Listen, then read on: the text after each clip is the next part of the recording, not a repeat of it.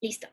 Entonces, de nuevo, buenas tardes y esta vez vamos a hablar de los últimos electrolitos que nos faltan en cuanto a pues lo planteado para ver en fisiología renal, que son calcio, fósforo y magnesio. Es una charla un poquito pesada, intenté hacerla lo más tranquila posible.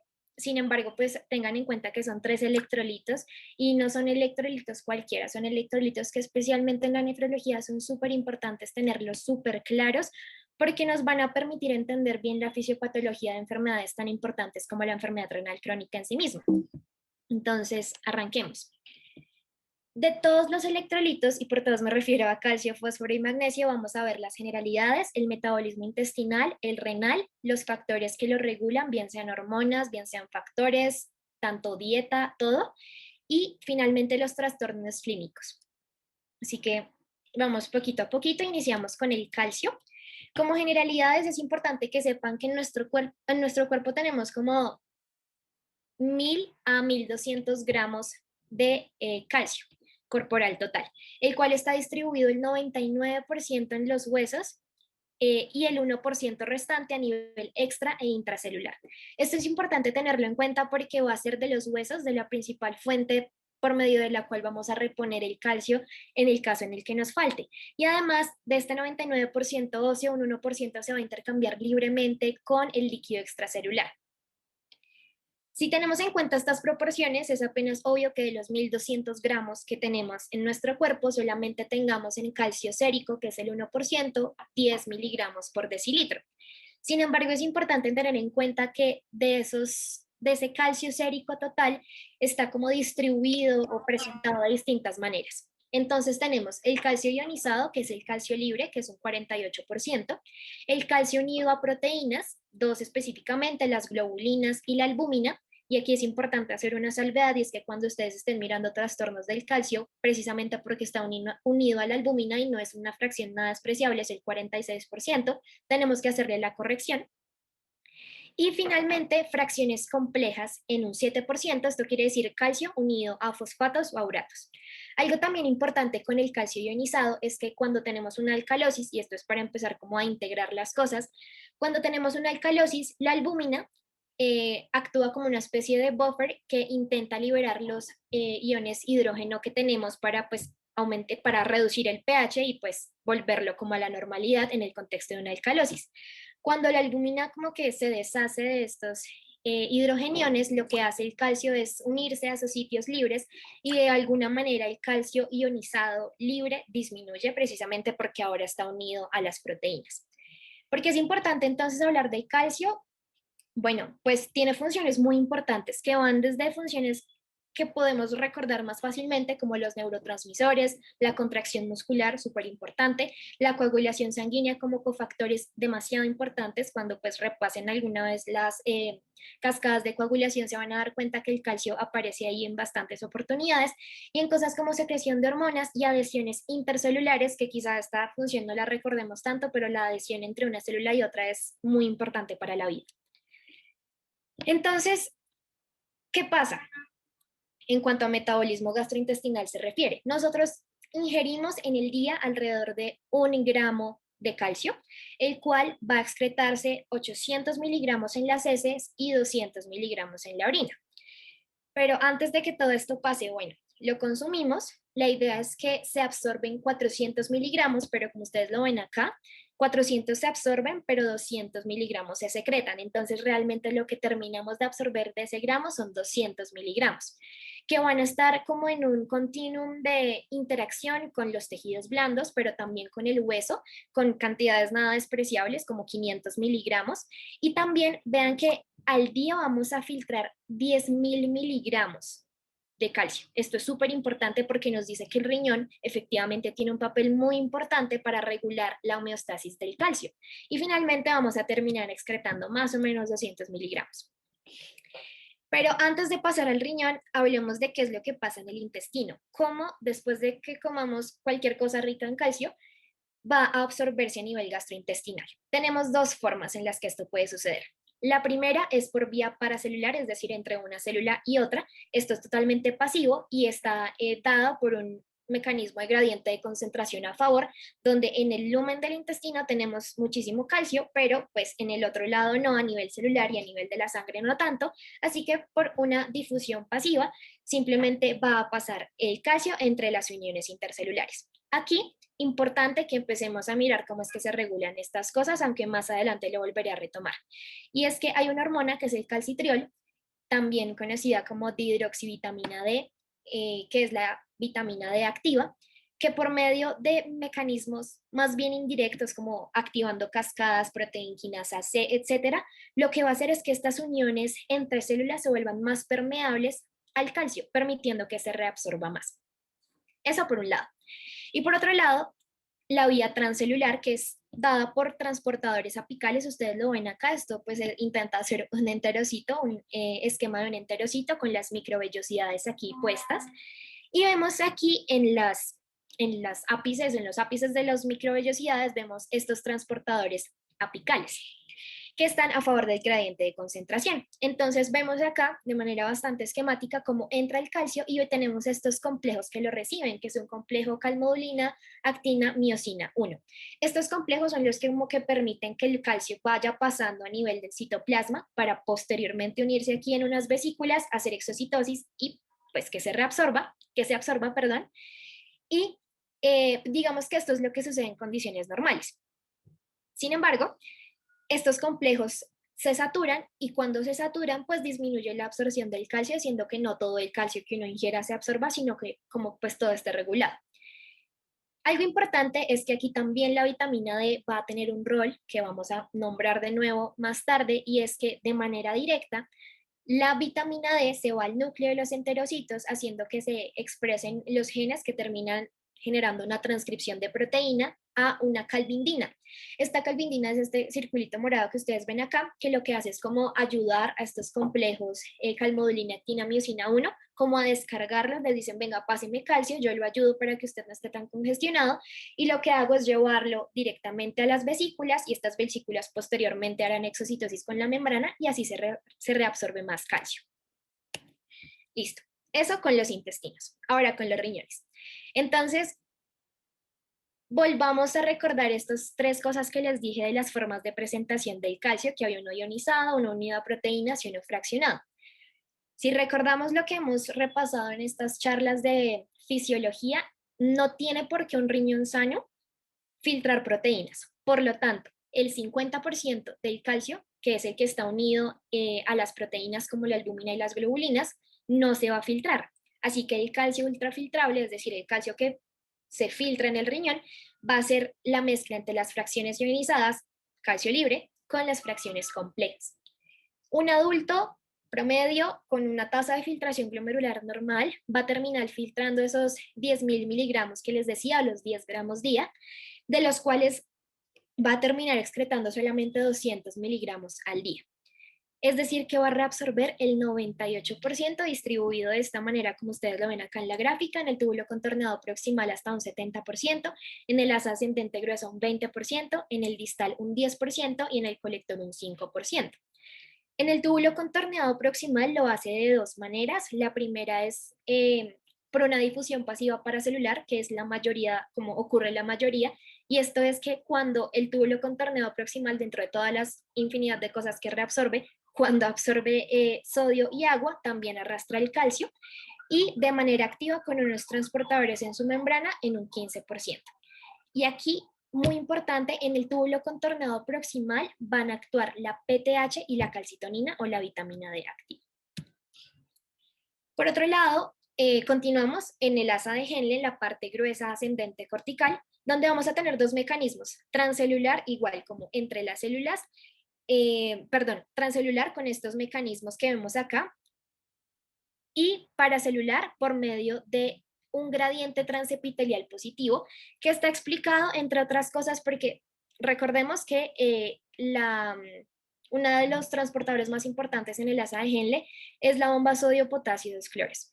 Esta bomba en general es neutra porque ingresa la misma cantidad de aniones como de cationes, sin embargo, la bomba sodio-potasio hace que reabsorbamos de nuevo potasio, es decir, queda una carga como positiva pero de nuevo esta sale, entonces volvemos a estar neutros. Sin embargo, aquí tenemos los canales ROMK, pero también los canales de cloro que permiten que haya un gradiente electroquímico que permita que esa diferencia de voltaje haga que el calcio y el magnesio por las uniones paracelulares ingresen y de esta manera se reabsorban. Adicionalmente a eso, dejando esto un momento de un lado, es importante que empecemos a reconocer este receptor sensible al calcio, que está como, tiene una forma como de Y gris, en el dibujo obviamente, cuya inhibición va a aumentar la permeabilidad de estas uniones al calcio. Y esto va a ser súper importante porque este receptor no solamente va a estar en el riñón, sino también va a estar en la paratiroides. Y finalmente, pero no menos importante, literal, tenemos un 10% que se reabsorbe en el túbulo contorneado distal exclusivo por vía transcelular, es decir, que necesitamos transportadores, y si lo pensamos, esto es apenas lógico porque cuando llegamos al final de la nefrona, ya el gradiente de concentración no sirve mucho porque ya hemos literalmente reabsorbido la mayor cantidad de calcio que se puede, y entonces en este momento, si queremos seguir reabsorbiendo, necesitamos de ATP. Y aquí tenemos un montón de bombas, entre ellas obviamente la sodio-potasio ATPasa, pero también una bomba calcio ATPasa, calcio-sodio, que va a permitir en últimas que estos transportadores permitan la reabsorción del calcio, pero también del magnesio, porque todos estos electrolitos trabajan juntos para que finalmente se pueda reabsorber. Y el 5% en el colector, que no se sabe cómo cuáles son los transportadores, pero algo súper importante es que en el distal y en el colector van a ser los sitios en donde se haga la regulación fina de la excreción del calcio. Y estos que ven acá son los factores que alteran esa regulación renal del calcio. ¿Qué cosas van a hacer que yo absorba más calcio? La paratormona, que actúa directamente en el riñón, el calcitriol, que es la vitamina D, y pues obviamente estímulos como la hipocalcemia, una contracción de volumen, una alcalosis metabólica, y algo súper importante, que tengan en cuenta que las tiacidas aumentan la absorción del calcio y los diuréticos de asa lo disminuyen. Teniendo eso en cuenta, miremos ahora sí todo este cuento de la PTH, vitamina D, etcétera. Recordemos entonces que la PTH es un polipéptido que es secretado por la paratiroides, que son pues estas glándulas que están detrás de la tiroides, cuando disminuye la concentración sérica de calcio. Pero la paratiroides, ¿cómo sabe que hay poquito calcio sérico? Gracias al receptor este, ¿se acuerdan la Y gris que veíamos en el dibujo? También existe este receptor a nivel de la paratiroides, que es el que detecta cuando el calcio sérico está disminuido, y va a tener tres acciones súper importantes. La primera, estimula la resorción ósea. Como un simple recorderis, recuerden, vaya la redundancia, que la resorción ósea es un proceso por medio del cual el osteoclasto digiere el hueso y termina sacando calcio y también fósforo. Recuerden que el 99% del calcio que tenemos en el cuerpo está en los huesos. Por eso este mecanismo está apenas lógico.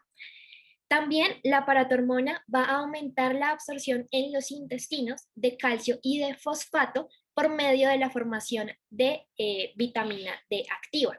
Es decir, lo hace de manera un poco indirecta. La PTH estimula el riñón para que produzca la forma activa de la vitamina D, y esta forma es la que se va a los intestinos, a, bien sea de manera indirecta o directa, como les explicaba al inicio, a permitir la reabsorción del calcio.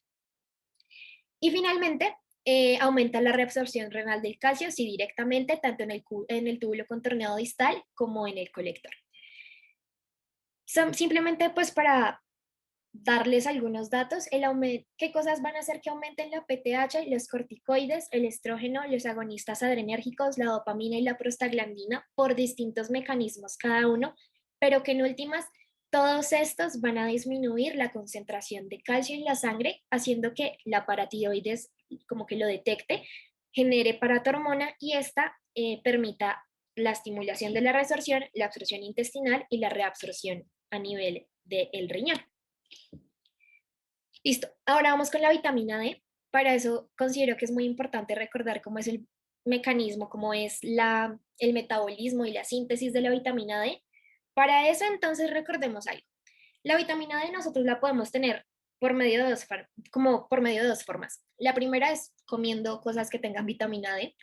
Y la segunda, que incluso puede ser en algunos casos más importante, es la exposición a la radiación ultravioleta, especialmente los rayos UVB, porque nosotros en nuestra piel tenemos 7 de hidrocolesterol, el cual al unirse con las radiaciones ultravioletas y al combinarse con el calor, se van a formar colecalciferol o vitamina D3, la cual ingresa casual a la circulación. En la circulación va a llegar eventualmente al hígado, donde se va a encontrar con una primera enzima. Se llama 25-hidroxilasa, es una enzima de nuevo hepática y como su nombre lo indica, va a hidroxilar en la posición 25 a esta hormona, al colecalciferol, generando 25-hidroxivitamina D o calcidiol. Este calcidiol sigue en su torrente sanguíneo hasta que llega al riñón. Y en el riñón se va a encontrar que las células tubulares le tienen dos opciones. La primera y la que más nos interesaría a nosotros a nivel fisiológico es que se encuentre con la 1-alfa hidroxilasa, que es una hormona. Bueno, no es una hormona, olviden eso. La 1-alfa hidroxilasa es una enzima y esa enzima va a permitir la hidroxilación en la posición 1 de esta vitamina, haciendo la dihidroxivitamina D o el calcitriol, que es la forma más activa que tenemos y la que realmente va a funcionar. Por eso vamos a tener un montón de alteraciones del metabolismo fosfo-calcio cuando tenemos enfermedad renal crónica, porque empezamos a perder células tubulares, empezamos a perder nefronas, empezamos a perder esta capacidad de sintetizar la forma más activa de la vitamina D. ¿Y por qué es importante? Aquí lo vemos súper bonito en este gráfico y es que la vitamina D actúa como un factor que permite la diferenciación de las células osteoprogenitoras en osteoclastos, que dijimos que el osteoclasto era uno de nuestros mayores aliados en condiciones de hipocalcemia, porque permite la resorción ósea y que aumente la concentración de calcio en la sangre. Por otro lado, como les expliqué anteriormente cuando hablábamos del metabolismo intestinal, el mismo, como la vitamina D, el calcitriol, tiene formas directas e indirectas de actuar aumentando la reabsorción de calcio a nivel intestinal. Sin embargo, es importante saber que estas hormonas se autorregulan entre sí. La paratiroides dice, pucha, detecté que tenemos muy poquito calcio en la sangre. Entonces, ¿qué vamos a hacer? Listo, estimulemos la secreción de la vitamina D, pero una vez la vitamina D hace su trabajo, se va al hueso, venga, resorción, aumenta el calcio, venga, intestino, absorba más. La misma vitamina D le dice a la paratiroides, cálmese, porque pues tampoco vamos a ir a una hipercalcemia porque sí. Y es aquí cuando ustedes ven como este ciclo en el cual la PTH estimula la síntesis de vitamina D y la vitamina D inhibe la PTH para mantener la homeostasis. Ese es el primer camino. Y el segundo camino es que se encuentre con otra enzima, que es 24 alfa hidroxilasa, que genera otra hidroxilación, esta vez en la posición 24, que termina como un metabolito inactivo de esta vitamina D para que por medio de vías biliares y posteriormente las heces pueda ser excretada. Entendiendo todo esto, hablar de trastornos del calcio es súper sencillo, porque si tenemos una hipocalcemia, vamos a pensar en que las causas es que no tengamos PTH con un hipoparatiroidismo, que tengamos que nos haga falta vitamina D por muchas razones, porque tengamos un síndrome de mala absorción, porque no consumamos vitamina D, porque no nos expongamos al sol, o porque tengamos dañados los órganos que se encargan de volverla activa, como el hígado con la primera enzima o el riñón con la segunda enzima. Y algunas formas complejas de las cuales aquí solamente me gustaría nombrar la pancreatitis aguda, el resto son enfermedades un poquito más escaladas, pero pues con que recuerden la pancreatitis aguda está bien. Y finalmente, este estímulo de la hipocalcemia va a ser lo que hemos estado hablando, va a estimular la síntesis y la liberación de la PTH generando cuatro cosas. Que aumente la 1-alfa hidroxilasa, es decir, aumenta la secreción, la formación de vitamina D activa, la cual va a ir a los intestinos y va a hacer que reabsorbamos más calcio, pero también va a ir a los huesos y va a hacer que se estimulen los procesos de resorción ósea, y también va la misma PTH a ir a las células del túbulo contornado distal para permitir la reabsorción de más calcio y pues de esta manera volver a la homeostasis. Y en el caso de la hipercalcemia, entonces las causas pues van a ser todo lo contrario.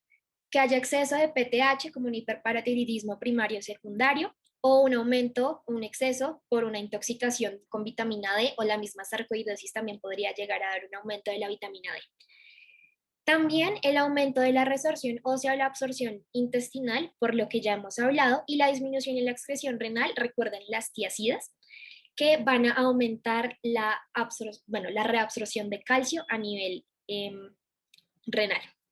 Esto va a generar varias cosas. La primera es que lo más lógico es que la PTH no va a actuar, pero esto no es suficiente, digamos, para poder regular la hipercalcemia, sino que también se han descubierto otros factores que permiten la regulación de esta alteración, y es que las células C tiroideas como que detectan este aumento del calcio en la sangre, generando síntesis de calcitonina, la cual inhibe la resorción ósea, diciéndole al hueso como no necesitamos más calcio en la sangre, pero también activa este receptor sensible al calcio que está en el asa de Henle, y finalmente pues va a evitar también como que se reabsorba y por lo tanto se empiece a excretar.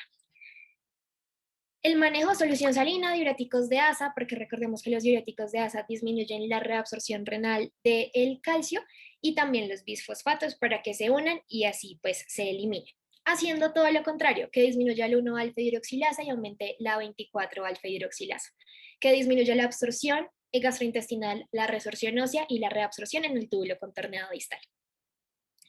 Si tienen alguna pregunta pueden irla haciendo en el chat o al final o como quieran, pero pues si no tienen ninguna pregunta, sigamos con el fósforo.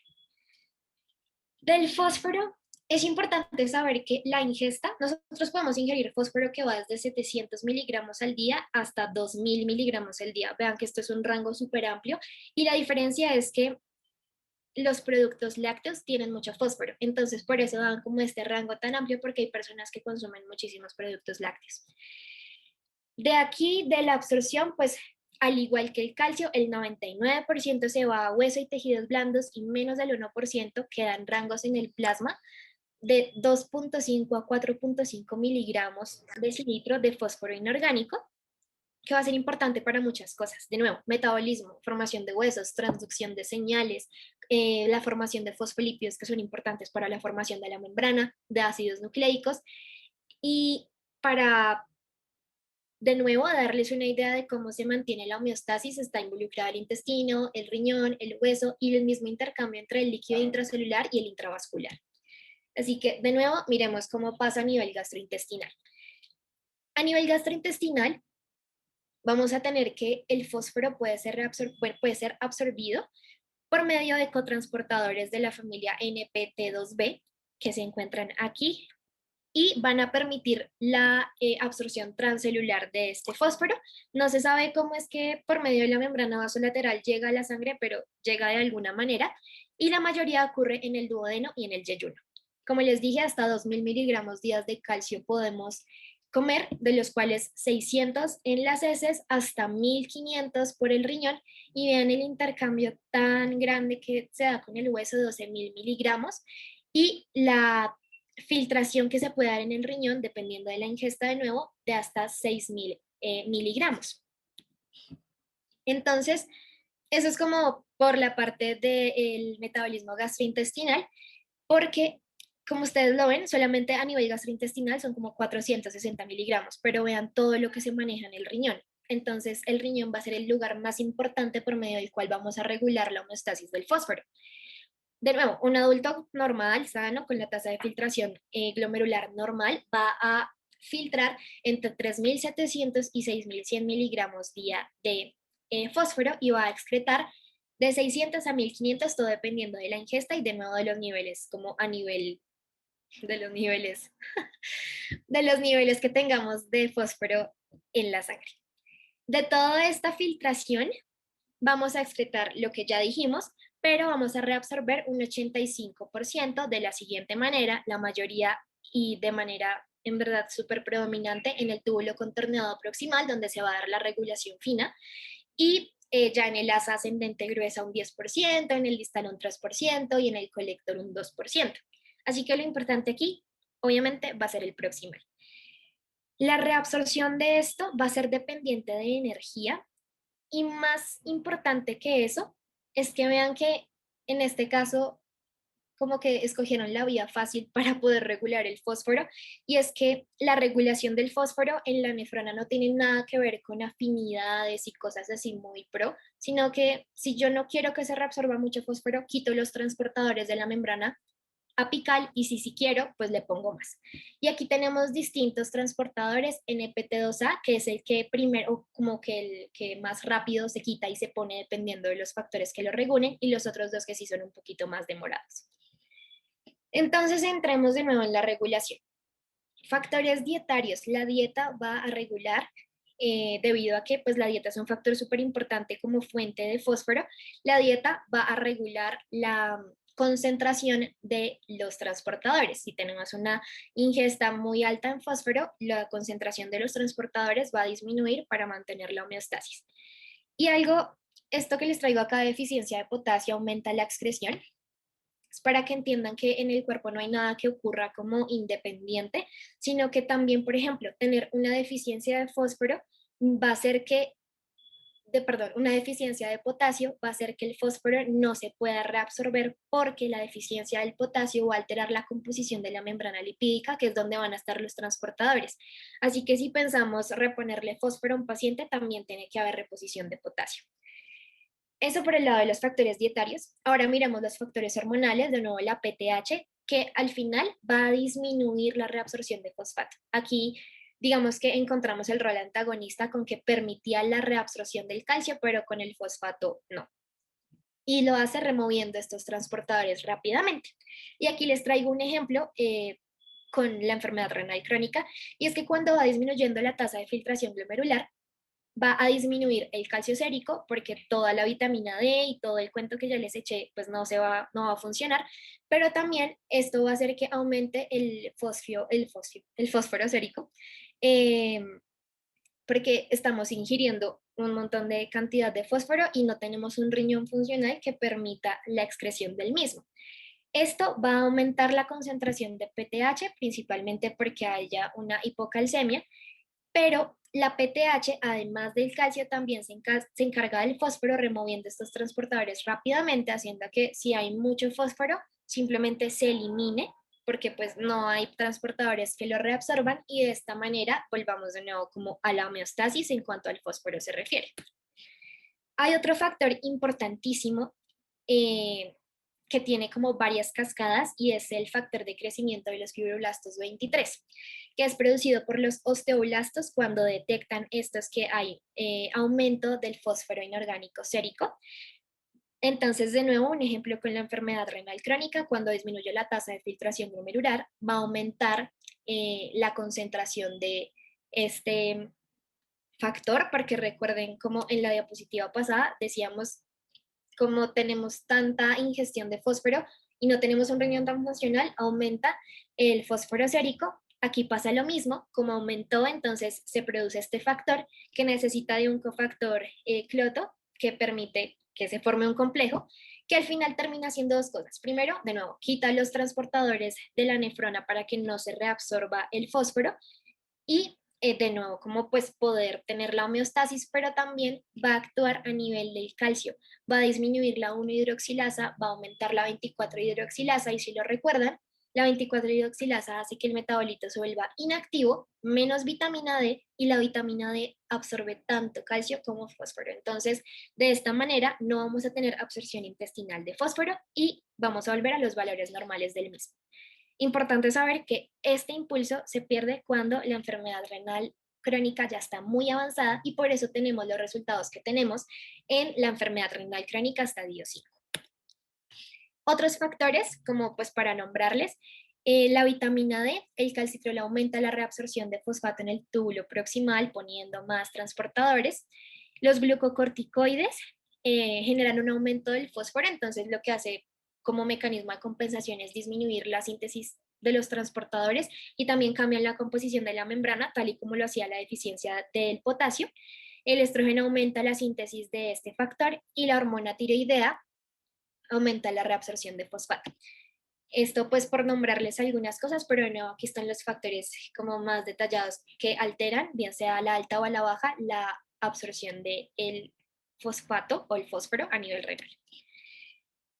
Y si entendimos todo lo anterior, de nuevo esto va a ser súper sencillo. La hipofosfatemia se puede dar porque hay un intercambio alterado entre el líquido extracelular y el líquido intracelular, porque no absorbamos a nivel gastrointestinal o porque estemos excretando mucho a nivel renal o por algunas enfermedades genéticas que alteran estos transportadores, y de esta manera se puede empezar a perder mucho fosfato por la orina. Los síntomas se van a presentar cuando los niveles ya son bastante bajos, de menos de 1,5 miligramos por decilitro, con anorexia, confusión, rhabdomiólisis, parálisis, convulsiones. Realmente no es muy específico, pero hay que tenerlo en cuenta también en el contexto del paciente. Y importante recordar que cuando disminuya menos de 1 miligramo de decilitro, va a ocurrir una depresión respiratoria. El tratamiento va a depender de la gravedad, como todo. Si es muy leve, con la ingesta simplemente se soluciona, pero si es severo, pues ya tocaría la reposición intravenosa. Para el caso de la hiperfosfatemia, tenemos el caso de un riñón enfermo con una tasa de filtración glomerular bajita, que va a hacer que disminuya el calcio libre sérico y aumente el fósforo sérico. Esto va a alterar dos cosas, de nuevo, para recordarles e integrar. Va a aumentar la PTH, lo cual va a disminuir los transportadores de fosfato y esto vuelve a nivel normal, pero también va a activar el factor de crecimiento de los fibroblastos 23, haciendo que no haya tantos transportadores ni tanta vitamina D y por lo tanto no haya absorción intestinal de fósforo. Pero no solamente esta puede ser una causa, digamos que podría ser la más frecuente, sin embargo también hay otras como los laxantes, que algunos son ricos en fosfato, pues pueden generar una nefropatía aguda por fosfatos, y pues si el riñón no puede sacar el fosfato, va a aumentar en sangre. Y el manejo son como estos binders de fosfato que permiten la unión, valga pues la redundancia, y así de esta manera se unen y salen y disminuye el fosfato en la sangre. Es súper importante esta manifestación clínica porque en pacientes con enfermedad renal crónica está asociado, es un marcador que se ha visto asociado a alta morbilidad, morbimortalidad cardiovascular y riesgo de calcifilaxis. Y aquí como un plus para que entendamos que en verdad toda esta carreta de los transportadores, que puede ser un poquito ladrilluda, funciona, es para entender el hiperparatiroidismo secundario en la enfermedad renal crónica. Cuando disminuye la enfermedad, cuando disminuye la tasa de filtración glomerular o la función renal, aumenta la PTH, y además por la misma enfermedad va a haber una retención de fosfato que ya habíamos dicho. Esta retención de fosfato, también por secundario al aumento de la PTH, va a aumentar el factor de crecimiento de fibroblastos 23, como ya les he venido diciendo, que a su vez va a disminuir la síntesis de la vitamina D, haciendo que no se reabsorba tanto calcio, que siga aumentando la PTH y que de esta manera se haga un círculo vicioso en el que no tenemos calcio, entonces tenemos mucha PTH, pero es que también tenemos mucho fosfato, entonces aún más estímulo también para la producción de la PTH, y de esta manera es que se instauran las alteraciones del metabolismo calcio y fósforo, generando este hiperparatiroidismo secundario que se caracteriza por tener alto calcio, alto fósforo en un momento, luego ya estos se pierden y empiezan más alteraciones, y este factor de crecimiento de los fibroblastos 23. Existen acá, pues, como dato curioso, muchas maneras de manejarlo en pacientes, sobre todo con diálisis, estos phosphate binders, los análogos de la vitamina D, los calciomiméticos que aumentan la sensibilidad de este receptor sensible al calcio para que en la glándula, para que se vuelva aún más sensible al calcio, porque tenemos que el riñón no está pudiendo sintetizar la vitamina D y necesitamos que así sea un estímulo muy pequeño, genere un cambio bastante grande para poder mantener la homeostasis, que de nuevo se pierde cuando el riñón ya está muy enfermo. Listo, ahora vamos con el magnesio. Bueno, entonces, para el magnesio los valores normales son de 1,7 a 2,6. Funciones importantes como en la señalización intracelular. Si ustedes por algún día no tienen nada que hacer y se ponen a ver un libro de bioquímica, van a ver que el magnesio está como cofactor en muchos lugares, cofactor para la síntesis de ADN, para la síntesis de proteínas, para la fosforilación oxidativa, que son procesos realmente necesarios para la vida. También están involucrados en el tono cardiovascular, en la excitación neuromuscular y en la formación de los huesos. Su distribución no es sorprendente porque lo he dicho durante toda la charla, 99% a nivel intracelular, especialmente en hueso, músculo y tejidos blandos, y 1% extracelular. Ese 1% también tiene unas divisiones, el 60% es ionizado, el 10% unido a otros iones y el 30% unido a la albúmina. Muy similar como pasaba con el calcio. Entonces, tenemos 300 miligramos día de ingesta de magnesio, los cuales se terminarán a nivel de absorción neta, quitando la secreción, 100 miligramos que van a estar en intercambio con el hueso. Vamos a filtrar alrededor de 2.400 miligramos, de los cuales van a volver 2.300, es decir, al final vamos a excretar tan solo 100 en orina y 100 en heces. Entonces, el metabolismo gastrointestinal, la mayoría va a ocurrir, la absorción de este catión va a ocurrir a nivel gastrointestinal, especialmente en el intestino delgado, de nuevo por dos vías, y las vemos acá. Entonces, la primera son las vías transcelular, que como ustedes lo ven en esta gráfica, esta vía es saturable, generalmente permite la reabsorción de un 30% del magnesio, pero esta vía puede aumentar un poquito cuando tenemos una dieta pobre en magnesio, porque necesitamos sí o sí tener la absorción de este mismo. Transcelular, de nuevo con estos transportadores que no tienen muchas cosas en especial, que es simplemente un transportador que se ayuda con el transporte activo acá con la bomba sodio-potasio ATPasa. Y la otra manera como pues de reabsorber es transporte paracelular no saturable o pasivo, que es el más activo cuando la dieta es alta en magnesio, y está regulado por proteínas de unión adherentes, las mismas que veíamos también con el calcio, que se reabsorbían juntos, y está a favor tanto del gradiente eléctrico como del gradiente de concentración. Recuerden que el gradiente eléctrico también va a ser importante a nivel renal con lo del el voltaje transmembrana positivo que daba el sodio, potasio, cloros, el ROMCA y el canal de cloro. Listo. A nivel de metabolismo renal, entonces vamos a filtrar de 2.000 a 2.400 miligramos día, lo cual ese es el 70% del magnesio sérico, porque recuerden que hay un porcentaje que está unido a las proteínas. Y de esos 2.400 o 2.000 miligramos día, el 96% se va a reabsorber. En el túbulo proximal, vamos a reabsorber del 10 al 20%. Vean que esta es la primera vez que el túbulo proximal no es protagonista, sino que va a ser una vía paracelular casual por un gradiente químico.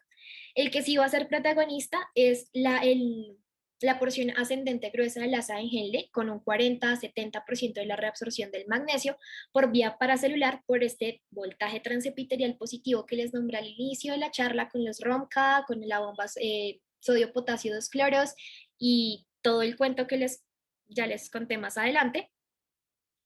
Que también está regulada por este receptor en Y, sensible al calcio, que cuando se estimula disminuye la reabsorción de magnesio, así como pasaba con el calcio.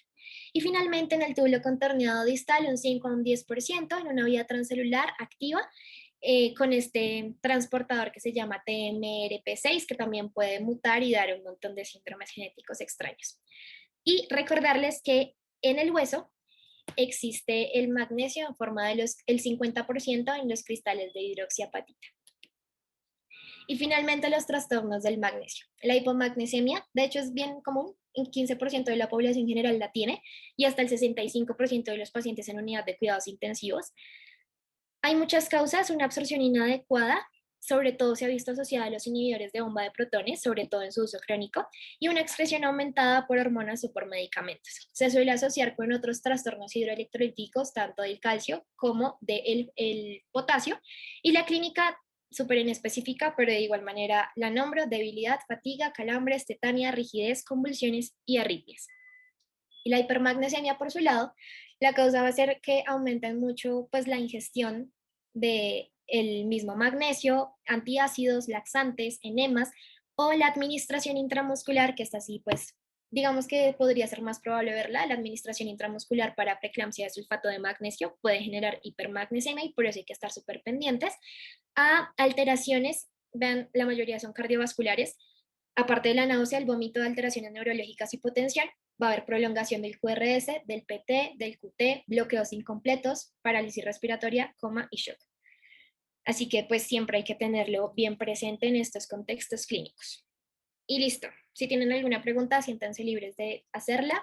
Y si el doctor de pronto tiene algún comentario adicional, bienvenido sea. Buenas noches, ¿me escuchan? Sí, señor. Bueno, buenas noches, felicitaciones, excelente presentación, dominio del tema, enfoque bastante amplio. Obviamente yo los entiendo cuando de pronto en estas exposiciones de toda la parte de electrolitos llegan a confundirse un poco en todo lo que es la parte de la refrona, la parte donde se reabsorbe todo esto. Eso es normal. Lo más importante que ustedes tienen que saber, aparte de la fisiopatología, es la parte clínica y el enfoque que le van a dar ustedes desde el punto de vista clínico. Es decir, saber cuando tengo una hipocalcemia, cuál es la etiología, cuando tengo una hipercalcemia, cuál es la etiología y cuál es la manera de tratarlo. Calcio, el fósforo y la parte del magnesio. Por lo general, los trastornos del magnesio siempre van de la mano con el calcio y con el potasio. Por eso muchas veces ustedes ven en la unidad de cuidado intensivo cuando hay reposiciones de potasio que colocan dosis de sulfato de magnesio. Es muy importante tener en cuenta eso. Y con respecto a la parte del enfoque, me pareció muy importante que tocara el tema, la parte de la PTH por toda la relación que tiene el metabolismo mineral óseo. Antes era lo que en la parte renal se llamaba, o las complicaciones que presentan los pacientes renales, que son el compromiso óseo, se llamaba osteodistrofia renal. O sea, con el tiempo el paciente termina teniendo fracturas frágiles y específicamente por todo lo que tú explicaste. Hoy en día es lo que uno llama como enfermedades en el metabolismo mineral óseo, que es el concepto que se maneja actualmente para hablar específicamente de esta parte.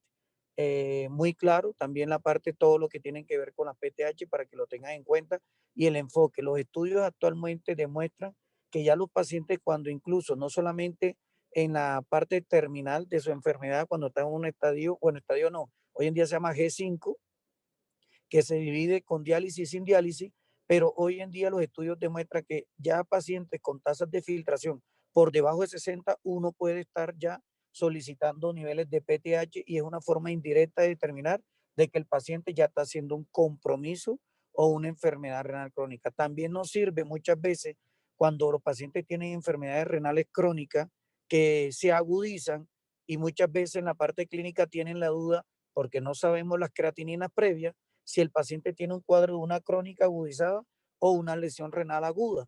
Entonces, muchas veces uno echa de la mano de eso, PTH, y les pide fósforo.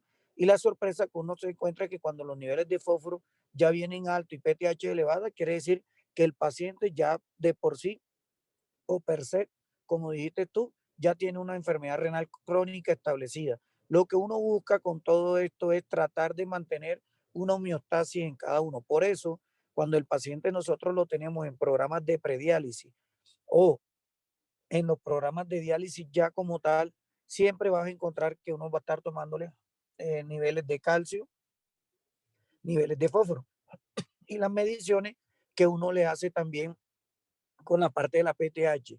Normalmente el nivel que uno busca cuando los pacientes ya tienen una enfermedad renal establecida, por lo menos en hemodiálisis, mantener normalmente niveles de PTH entre 150 y 350, que es la medida en los pacientes en diálisis, que uno disminuye este tipo de manifestaciones en mineral ósea. Eso por una parte. Y saber en qué momento utilizamos análogos de la vitamina, por lo menos la forma activa, el calcitriol, que muchas veces lo utilizamos cuando estos pacientes tienen algún tipo de alteraciones o presencia de hiperparatiroidismo. Cuando suspenderlo, que si el calcio está alto, suspenderlo, cuando utilizamos los quelantes. Entonces, toda esa parte fue muy importante. Me gustó mucho todo el enfoque que le hiciste y la verdad, felicitaciones. No sé si tengan alguna duda.